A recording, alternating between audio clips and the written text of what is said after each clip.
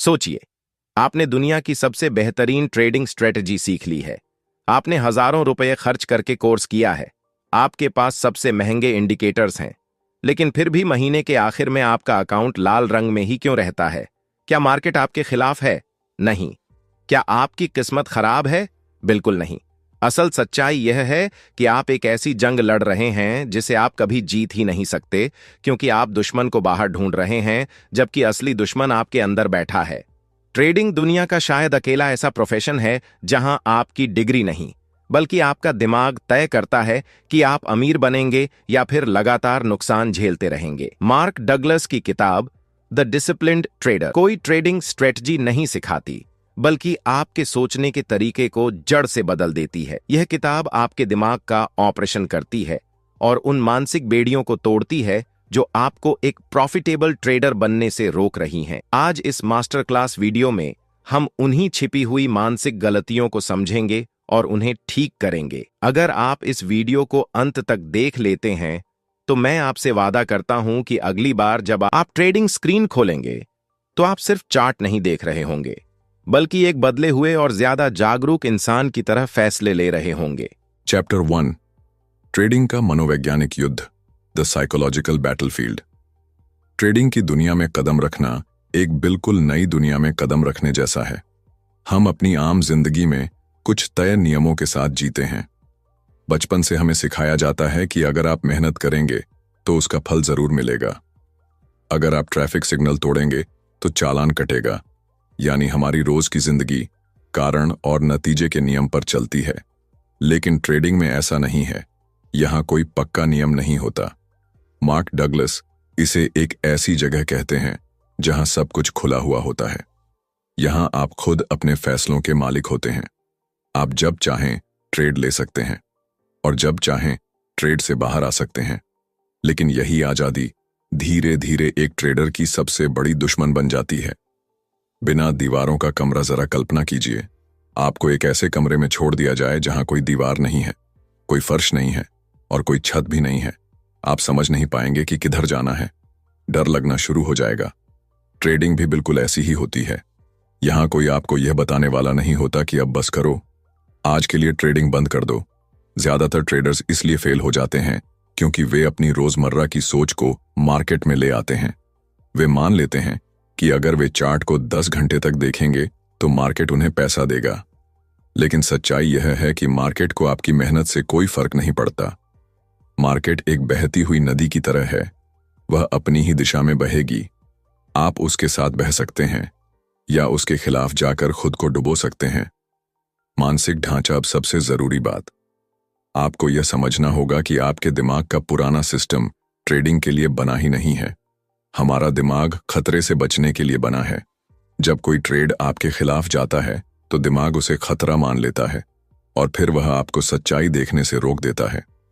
आप नुकसान को छोटा करने के बजाय उसे और बढ़ने देते हैं, इस उम्मीद में कि शायद मार्केट वापस आ जाए। यही सबसे बड़ी गलती है। यह चैप्टर हमें सिखाता है कि हमें अपने दिमाग की सोच दोबारा तैयार करनी होगी। ट्रेडिंग में सफल होने के लिए दिमाग को नए तरीके से सोचना सिखाना ही पड़ेगा।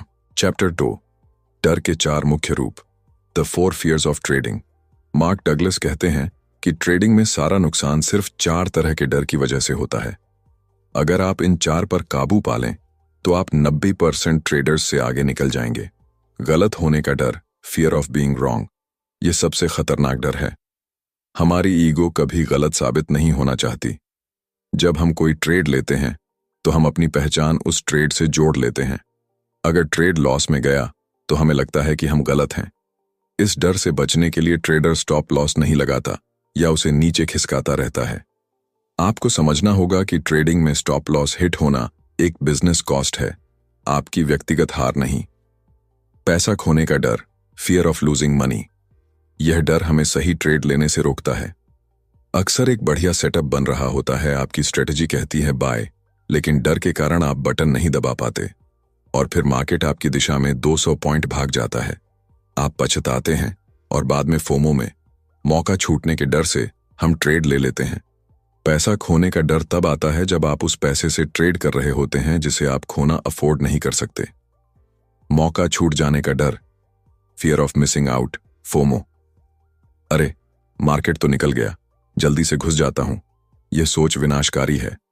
जब आप भागती हुई ट्रेन पकड़ने की कोशिश करते हैं तो गिरने के चांस सबसे ज्यादा होते हैं। एक अनुशासित ट्रेडर जानता है कि मार्केट कल भी खुलेगा। अवसर कभी खत्म नहीं होते, लेकिन आपका कैपिटल खत्म हो सकता है। टेबल पर पैसा छोड़ देने का डर, fear of leaving money on the table.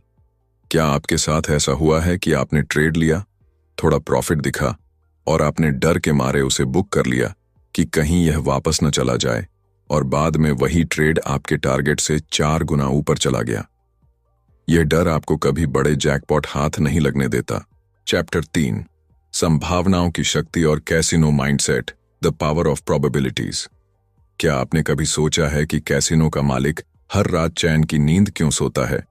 उसे यह बात अच्छे से पता होती है कि किसी एक रात कोई जुआरी करोड़ों रुपए जीत सकता है, फिर भी उसे कोई डर नहीं होता। ऐसा इसलिए क्योंकि कैसीनो भावनाओं पर नहीं, बल्कि संभावनाओं के गणित पर चलता है।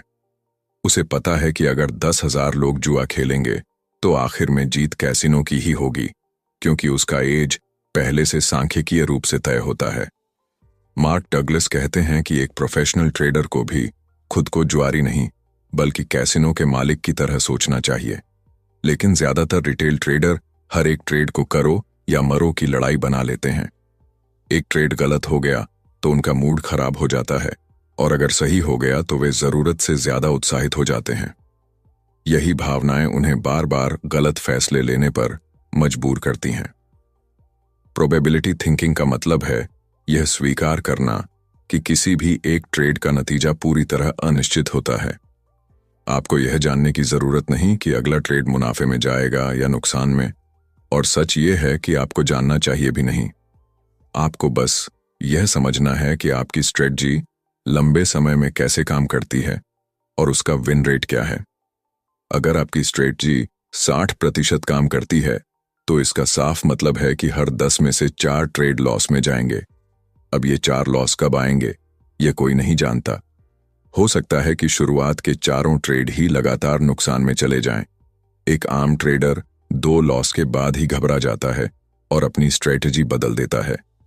लेकिन एक प्रोबेबिलिटी माइंडसेट वाला ट्रेडर जानता है कि अगर उसने नियम नहीं तोड़े हैं तो अगले ट्रेड्स उसे मुनाफा दिलाएंगे। इस सोच को अपनाने के लिए खुद को हमेशा एक सीरीज ऑफ ट्रेड्स में देखना शुरू करें। कभी भी एक ट्रेड के नतीजे के आधार पर खुद को जज न करें। कम से कम 20 ट्रेड्स का एक सेट बनाइए और फिर देखिए कि आखिर में रिजल्ट क्या निकलता है। जिस दिन आप एक एक ट्रेड के नतीजे से अपनी भावनाओं को अलग करना सीख लेते हैं, उसी दिन आप सच में एक अनुशासित और प्रोफेशनल ट्रेडर बनना शुरू कर देते हैं। चैप्टर 4, अपने विश्वासों का पुनर्गठन करना, बिलीफ्स रीप्रोग्रामिंग। यह चैप्टर इस किताब का सबसे गहरा और मानसिक रूप से सबसे ताकतवर हिस्सा है। मार्क डगलस समझाते हैं कि हमारा दिमाग एक कंप्यूटर की तरह काम करता है और हमारे विश्वास उसका सॉफ्टवेयर होते हैं। समस्या यह है कि हमारे ज्यादातर विश्वास ट्रेडिंग के लिए बने ही नहीं होते। बचपन से समाज, माता पिता और स्कूल हमें सिखाते हैं कि गलती करना बुरा है, पैसा जोखिम भरा है और अनिश्चितता से डरना चाहिए, जबकि ट्रेडिंग की दुनिया इन सब के ठीक उलट चलती है। यहीं से कन्फ्लिक्टिंग बिलीव्स पैदा होते हैं। मान लीजिए आप अमीर बनना चाहते हैं, लेकिन आपके अंदर कहीं यह विश्वास बैठा है कि ज्यादा पैसा इंसान को लालची या बुरा बना देता है। अब जैसे ही आप ट्रेडिंग में बड़ा मुनाफा कमाने लगते हैं, आपका अवचेतन मन खुद ही आपको रोकने लगेगा। आप बिना वजह जल्दी एग्जिट कर लेंगे, ओवर ट्रेडिंग करेंगे या कोई ऐसी गलती कर देंगे जिससे सारा मुनाफा मिट जाए। इसे ही सेल्फ सबोटाज कहा जाता है, यानी खुद की ही सफलता को खुद नष्ट कर देना। मार्क डगलस कहते हैं कि ट्रेडिंग में सच में आगे बढ़ने के लिए आपको कुछ बुनियादी सत्यों को सिर्फ समझना नहीं, बल्कि उन्हें पूरी तरह स्वीकार करना होगा। पहला सत्य यह है कि मार्केट में कुछ भी हो सकता है। दूसरा, पैसा कमाने के लिए यह जानना जरूरी नहीं कि आगे क्या होने वाला है। तीसरा, किसी भी स्ट्रेटजी के जीतने और हारने का क्रम पूरी तरह रैंडम होता है। चौथा, एज का मतलब यह नहीं कि हर बार आप सही होंगे, बल्कि सिर्फ इतना कि एक परिणाम की संभावना दूसरे से ज्यादा है। और पांचवां, मार्केट का हर एक पल बिल्कुल अलग और अद्वितीय होता है। जब आप इन सत्यों को दिल से मान लेते हैं तो आपका दिमाग डर और उम्मीद के आधार पर जानकारी को फिल्टर करना बंद कर देता है। आप चार्ट को वैसा ही देख पाते हैं जैसा वह है, न कि वैसा जैसा आप देखना चाहते हैं। यही मानसिक बदलाव एक नौसिखिए ट्रेडर और एक प्रोफेशनल ट्रेडर के बीच की सबसे बड़ी और सबसे मजबूत दीवार को तोड़ देता है। चैप्टर 5, अनुशासन का अभ्यास और मास्टर ट्रेडर बनने की राह। इस चैप्टर में मार्क डगलस हमें समझाते हैं कि अनुशासन कोई सजा नहीं है, बल्कि एक ऐसी मानसिक शक्ति है जो आपको अनिश्चितता से भरे मार्केट में सुरक्षित रखती है। अनुशासन का असली मतलब है उन नियमों का पालन करना जो आपने खुद के लिए उस समय बनाए थे जब मार्केट बंद था और आपका दिमाग शांत था। जब मार्केट खुलता है, भावनाएं हावी होती हैं, लेकिन अनुशासन आपको उन्हीं नियमों पर टिके रहने की ताकत देता है। एक मास्टर ट्रेडर सेल्फ मॉनिटरिंग करता है, यानी वह लगातार अपने विचारों और इरादों पर नजर रखता है। जब वह स्क्रीन के सामने बैठता है तो खुद से ईमानदारी से पूछता है कि क्या वह यह ट्रेड इसलिए ले रहा है क्योंकि उसका सेटअप बना है, या इसलिए क्योंकि वह कल का लॉस रिकवर करना चाहता है। यही सवाल एक आम ट्रेडर और एक प्रोफेशनल ट्रेडर के बीच फर्क पैदा करता है। मार्क डगलस एक बहुत गहरी बात कहते हैं कि ट्रेडिंग का असली लक्ष्य पैसा कमाना नहीं होना चाहिए, बल्कि ट्रेडिंग को सही तरीके से करना होना चाहिए। जब आप प्रक्रिया पर फोकस करते हैं तो पैसा अपने आप उसका बाय प्रोडक्ट बन जाता है, लेकिन जैसे ही आपका ध्यान सिर्फ पैसे पर चला जाता है, आप नियम तोड़ने लगते हैं, ओवर ट्रेडिंग करते हैं और अंत में पैसा भी गंवा बैठते हैं। एक प्रोफेशनल ट्रेडर की दिनचर्या बहुत साधारण लेकिन अनुशासित होती है। प्री मार्केट तैयारी में वह सिर्फ चार्ट नहीं देखता, बल्कि अपनी मानसिक स्थिति की भी जांच करता है कि वह शांत है या नहीं। ट्रेड के निष्पादन के समय वह बिना किसी हिचकिचाहट और बिना किसी डर के अपने प्लान पर टिके रहता है। पोस्ट मार्केट रिव्यू में वह यह देखता है कि उसने अपने नियमों का पालन किया या नहीं, चाहे उस दिन प्रॉफिट हुआ हो या लॉस। इस पूरे सफर में उसका फोकस सही या गलत ट्रेड पर नहीं, बल्कि सही या गलत व्यवहार पर होता है। ट्रेडिंग एक अंतहीन यात्रा है। यहां कोई फाइनल डेस्टिनेशन नहीं है। ये हर दिन खुद को थोड़ा बेहतर बनाने की प्रक्रिया है। ये किताब हमें बार बार याद दिलाती है कि मार्केट को हराना नामुमकिन है, लेकिन खुद को जीतना पूरी तरह आपके ही हाथ में है। चैप्टर 6, मार्केट का नजरिया और objectivity. Objectivity in trading. Mark Douglas कहते हैं कि हम मार्केट को वैसे नहीं देखते जैसा वह है, बल्कि हम उसे वैसा देखते हैं जैसे हम हैं। इसे परसेप्चुअल ब्लाइंडनेस कहते हैं।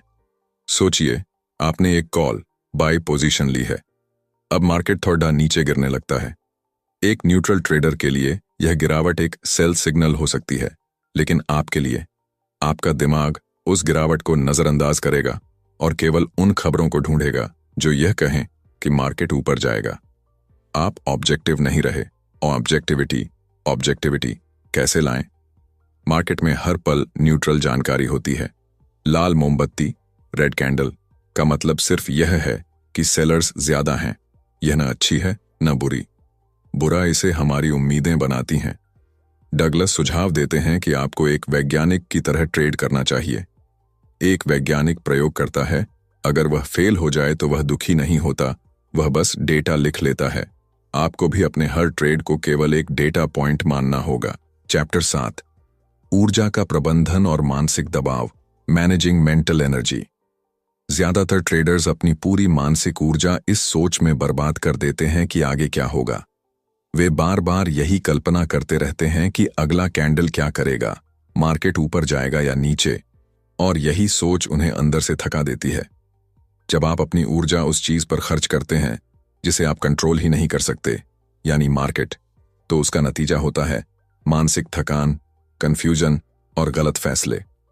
मार्क डगलस एक बहुत गहरी बात कहते हैं कि तनाव तब पैदा होता है जब आपकी उम्मीदें हकीकत से मेल नहीं खाती।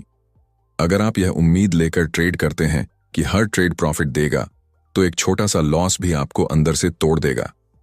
यही कारण है कि ज्यादातर ट्रेडर्स टेक्निकल नहीं, बल्कि मानसिक दबाव के कारण हारते हैं। सही ट्रेडर वह है जो अपनी ऊर्जा को सही दिशा देता है, अपनी मानसिक शक्ति को मार्केट की भविष्यवाणी करने में लगाने के बजाय अपने अनुशासन पर लगाइए। अपनी एनर्जी यह देखने में लगाइए कि क्या आप अपने बनाए हुए नियमों का पालन कर रहे हैं, क्या आपकी एंट्री सही जगह पर हो रही है, क्या आप प्लान के अनुसार एग्जिट कर रहे हैं। जैसे ही आप नतीजे की चिंता छोड़कर प्रक्रिया पर फोकस करना शुरू करते हैं, आपका तनाव अपने आप कम होने लगता है। जब दिमाग शांत होता है तभी सही निर्णय निकलते हैं, और वही शांत दिमाग एक आम ट्रेडर और एक प्रोफेशनल ट्रेडर के बीच सबसे बड़ा फर्क पैदा करता है। चैप्टर 8, आत्मस्वीकृति और ईगो का अंत, self acceptance and the death of ego. Trading में ईगो का मतलब है खुद को मार्केट से बड़ा समझना। जब आप यह कहना शुरू कर देते हैं कि मार्केट को अब यहीं से ऊपर जाना ही चाहिए या यहां से नीचे जाना ही चाहिए, तो असल में आप अपने विश्लेषण पर नहीं बल्कि अपनी ईगो पर भरोसा कर रहे होते हैं। मार्केट आपकी राय की परवाह नहीं करता, वह सिर्फ वही करता है जो उसे करना होता है। मार्क डगलस के अनुसार एक सफल ट्रेडर बनने का पहला और सबसे जरूरी कदम है अपनी गलतियों को पूरी ईमानदारी से स्वीकार करना। लेकिन ज्यादातर ट्रेडर्स ऐसा नहीं करते। वे अपनी हार का कारण हमेशा बाहर ढूंढते हैं। कभी कहते हैं ऑपरेटर ने गेम खेल दिया, कभी न्यूज खराब आ गई, कभी इंटरनेट स्लो था, और कभी ब्रोकरेज या प्लेटफॉर्म को दोष दे देते हैं। सच्चाई यह है कि जब तक आप अपनी गलती की जिम्मेदारी खुद नहीं लेते, तब तक आप उसे सुधार ही नहीं सकते। जिम्मेदारी लेना कमजोरी नहीं बल्कि ताकत है। जिस दिन आप यह मान लेते हैं कि गलती मेरी थी, उसी दिन आपके हाथ में सुधार की चाबी आ जाती है। अगर गलती मेरी है तो मैं अपने नियम बदल सकता हूं, अपनी सोच सुधार सकता हूं और अगली बार बेहतर कर सकता हूं। लेकिन अगर आप मानते हैं कि हर बार गलती मार्केट की है, तो आप पूरी तरह बेबस हो जाते हैं, क्योंकि मार्केट को आप कंट्रोल नहीं कर सकते। इसलिए एक प्रोफेशनल ट्रेडर अपनी ईगो को ट्रेडिंग डेस्क के बाहर ही छोड़ देता है। वह मार्केट से लड़ता नहीं बल्कि उसे स्वीकार करता है। जैसे ही आप अपनी ईगो को साइड में रखते हैं और आत्मस्वीकृति को अपनाते हैं, उसी दिन से आपका असली विकास एक ट्रेडर के रूप में शुरू होता है। चैप्टर 9, फ्लो की अवस्था में trading, trading in the flow. क्या आपने कभी ऐसा अनुभव किया है कि कुछ दिनों तक आप जो भी ट्रेड लेते हैं वह अपने आप सही होता चला जाता है? आपको महसूस होता है जैसे आप मार्केट की धड़कन को समझ पा रहे हैं, जैसे हर मूव पहले से साफ दिख रहा हो। इसी अवस्था को मार्क डगलस द फ्लो या द जोन कहते हैं। फ्लो में होने का मतलब है मार्केट के साथ बहना, उसके खिलाफ लड़ना नहीं। इस स्थिति में न तो डर होता है और न ही लालच। आप भविष्य की कल्पना नहीं करते, बल्कि जो सामने दिख रहा है उसी के आधार पर शांत दिमाग से निर्णय लेते हैं। लेकिन इस अवस्था के साथ एक छुपा हुआ खतरा भी जुड़ा होता है, और वह है ओवर कॉन्फिडेंस। कई बार ऐसा होता है कि लगातार कुछ सही ट्रेड्स के बाद ट्रेडर यह मानने लगता है कि अब वह गलत हो ही नहीं सकता। यही सोच उसे नियम तोड़ने पर मजबूर करती है, और अक्सर सबसे बड़ा लॉस इसी के बाद आता है। फ्लो में बने रहने का एक ही तरीका है, खुद को हमेशा जमीन से जोड़े रखना। हर जीत के बाद खुद को यह याद दिलाना जरूरी है कि यह आपकी कोई जादुई काबिलियत नहीं, बल्कि आपकी स्ट्रेटजी, आपका अनुशासन और संभावनाओं का खेल है। जैसे ही आप जीत को अपनी ईगो से जोड़ लेते हैं, उसी पल फ्लो टूटने लगता है। एक प्रोफेशनल ट्रेडर फ्लो का आनंद लेता है, लेकिन उस पर निर्भर नहीं होता। वह हर ट्रेड को नया मानता है और हर पल को अलग समझकर उसी विनम्रता के साथ ट्रेड करता है। चैप्टर 10, परिवर्तन की यात्रा, एक नया ट्रेडर बनना। द ट्रांसफॉर्मेशन किताब के अंतिम हिस्से में मार्क डगलस एक साफ और व्यावहारिक रोड मैप देते हैं। उनके अनुसार एक ट्रेडर बनने की पूरी यात्रा 3 चरणों में पूरी होती है। पहला चरण है मैकेनिकल स्टेज, जहां आप बिना किसी बहस के सिर्फ अपने नियमों का पालन करते हैं। इस स्टेज पर आपका मन चाहे कुछ भी कहे, आप सिस्टम से बाहर नहीं जाते। आप भावनाओं से नहीं बल्कि नियमों से ट्रेड करते हैं, बिल्कुल एक रोबोट की तरह। इसके बाद आता है सब्जेक्टिव स्टेज, जहां आप नियमों के साथ साथ अपने अनुभव को भी जोड़ना शुरू करते हैं। यहां आप मार्केट की बारीकियों को समझते हैं, प्राइस के बिहेवियर को महसूस करते हैं और यह सीखते हैं कि कब आक्रामक होना है और कब रुकना है। तीसरा और अंतिम चरण है इंट्यूटिव स्टेज, जिसे डगलस इस यात्रा का शिखर मानते हैं। इस स्तर पर आपको हर बार चार्ट को गहराई से एनालाइज करने की जरूरत नहीं पड़ती।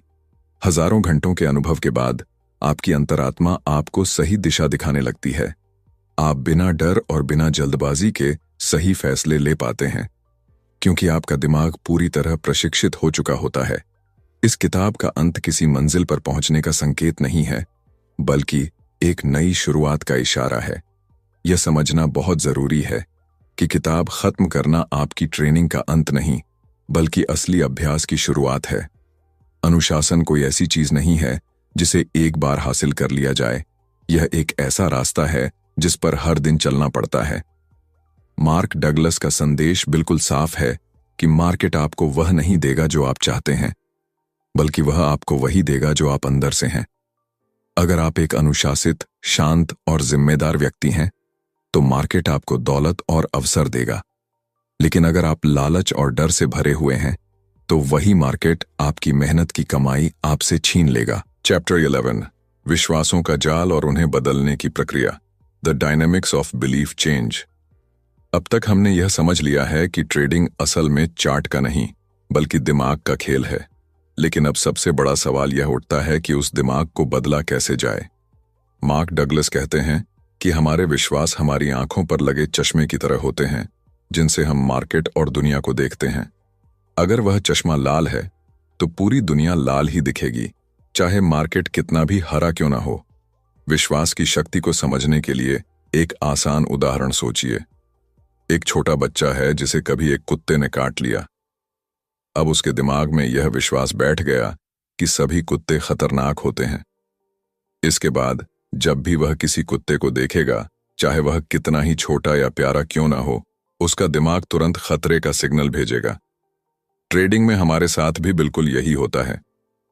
अगर आपके पिछले 3 ट्रेड्स लॉस में गए हैं, तो चौथे ट्रेड में सेटअप कितना भी सही क्यों ना हो, आपका हाथ कांपने लगता है।